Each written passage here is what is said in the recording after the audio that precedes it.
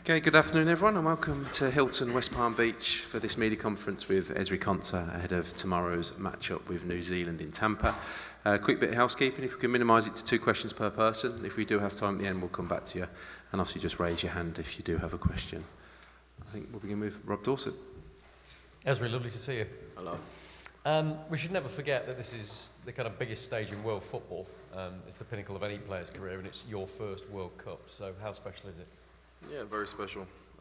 Tournament I've always wanted to play in since I was a little kid. So yeah, it's a dream come true and hopefully I get the opportunity to play. Does it feel like a World Cup yet? Not yet. I think closer to the time, closer to the first game, I think that's when it will feel like it. You were such a key part of England's qualifying campaign. You played in 7 of the 8 qualifiers.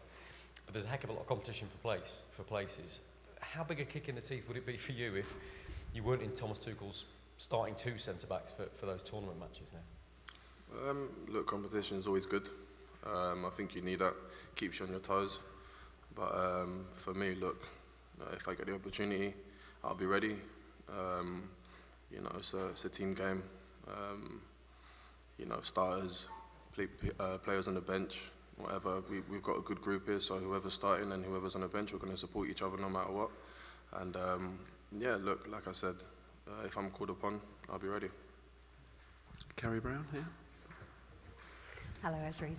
I have to ask you about the extraordinary season you've gone through with Aston Villa, and now you have the spine of an England team with you from that club as well, from missing out on Champions League on the last day of the season last year and the difficult start with departing players to getting qualified for the Champions League again and lifting that trophy with a brilliant performance in defence from yourself and Morgan and Ollie, brilliant performances as well, unselfish when they had to be. How has that changed you all as players on that roller coaster, and how does it give you the belief you can navigate this World Cup? Yeah, coming off the season that we've just had, we're coming into this tournament full of confidence. We've got a lot of winners in the team. For me, Morgan and Ollie, the season has been, like you said, up and down. But for us, we achieved what we wanted to achieve, which was Champions League. That was the main priority. And, in the end, we managed to get the Europa League trophy as well. So, like you said, we're coming into the tournament full of confidence and can't wait to get started. Saw a wonderful moment of Bukayo Saka FaceTiming you when you were enjoying your victory parade. Did you return the favour for the Arsenal victory parade? And how close is that relationship to be rivals in the Premier League but celebrating the glory you've all had?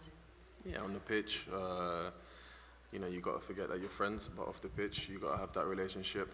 And when you come here, you can see that the group that we have is a special one. We're all together, we're all close, and yeah, I didn't return the favour when Bukayo was on his parade, but yeah, it was a nice gesture, and looking forward to seeing him again. Yeah, Rob Jones. Hey Ezri, how much conversation have you had so far about controlling the tempo of games given the conditions, and is it clear to you that these matches are going to look very different to Premier League games because of the heat? Yeah, of course. Most of our players were not used to playing in this kind of heat, but we're training out here now for the next 2 weeks. We've got to get used to it very quickly. I don't think it will be a problem for us. But of course, you want to control every game that you play. And for us, that's something that we're going to try and do, no matter who we're playing. So, control is something that we want to have. We've got the players to do that. Can you give us a sense of how much and the type of work you're doing behind the scenes when it comes to recovery after every time you go out there in the heat? Yeah, we've got a lot of stuff at the facilities for us to recover, Normatex, ice baths. So we're in a good place. We've got a lot of stuff that can help us recover really quick, and yeah, that's a credit to the staff. Henry. Ezri, hi. First, good luck in the tournament. You've been on quite a journey: League One, Championship, Premier League, Europa League, Champions League. If I mentioned that, Euros, and now the World Cup. What mindset have you needed from that word go to here? Thank you. A positive mindset, a strong one. I've said it before in interviews. In this sport, you've got to have a strong mentality, and I think I've been blessed with that. Like you said, the journey I've been on wasn't the easiest, but everyone's got their own story, and I wouldn't change mine for the world. I've had to put in the hard work, and I'm here for it. Thanks. Sammy? Ezri, have you had a chance to have a conversation about the pitch at the stadium tomorrow? It looks a little bit maybe knitted together as much as it like more than it probably should be, and may pose you a few problems. Have you had an opportunity to speak about that collectively? No, nothing at all. I actually haven't seen it, so I ain't got a clue what we're walking into tomorrow. Fair enough. And then just in terms of what are you looking to get out of the game? Because obviously you're fresh out of the season, long season, but in terms of your fitness and acclimatising to the conditions, what is the sort of the best scenario for you tomorrow? Yeah, just getting our legs going again, getting some fitness back into our system. You know, when the season was done, we had a little break, so we're going to use these games to get fitness back, and we're going to take it very seriously and go into the first game full of confidence. Gabe? Thank you very much. Ezri, good to see you. A lot of the players obviously went deep into competitions in intense matches towards the end of the season. You've got 16 days together before your first game. Is that long build-up, longer than many England teams before you, an advantage or a disadvantage? I think it's an advantage. 16 days is a long time to prepare, a long time to spend together and do what we need to work on to make sure we do the right things coming to the first game. So, yeah, I think 16 days is good for us. And you mentioned the heat. You said it won't be a problem. What gives you that confidence? Before we come here, we had a camp where we did some training in heat on the watt bikes. And I think for us players, there are a lot of us that have come to America before in pre-season. We've played in this heat before, so it's something that we have to get used to quickly as players if we want to progress well. Thank you. James? Ezri, hi. Obviously, Villa won the Europa League. Arsenal won their first title in 22 years, got to a Champions League final. Palace won the Conference League. The fact you've got so many players that are breaking new ground, winning competitions, how much can that help you this summer? Yeah, a lot. Like I said, we've got a lot of winners in the team. FA Cup as well, Carabao Cup. Players are coming into the tournament with a lot of confidence and a lot of belief. I think the group that we have is special. Like I said, full of winners, and we can't wait to get going. Does it, for you personally, just lifting that trophy, does it kind of mentally take you to a different place, that you sort of feel like you belong at a higher level? It was my first trophy, so it was a nice feeling. I wouldn't say it changed much. It just made me hungry for more. So, yeah, I'll use it for motivation. Good luck.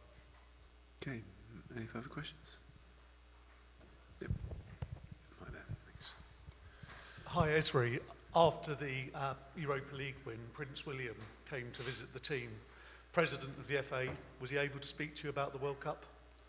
No, he didn't say much. He was just happy that we won and was celebrating with us. So he didn't speak much about the World Cup, and I don't think it was the time to do that. I think we was in the moment of enjoying the victory that we had and spending time together as a team, and with him being there, it was a special moment.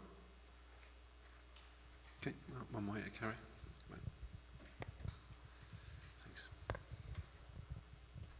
Ezri, this is a bit of a test case, this World Cup, the longest one that any camp has gone through. What preparation has been put in place, and you come to it knowing you're going to be away for a long time with one group of players? What's the chemistry like, and how are you talking about how long you're going to be away from your families to go and get that ultimate prize, and how you're going to go about that? No, we ain't speaking about it. I think we're taking it day by day, enjoying each moment as it comes. We're really close as a group. We do activities together.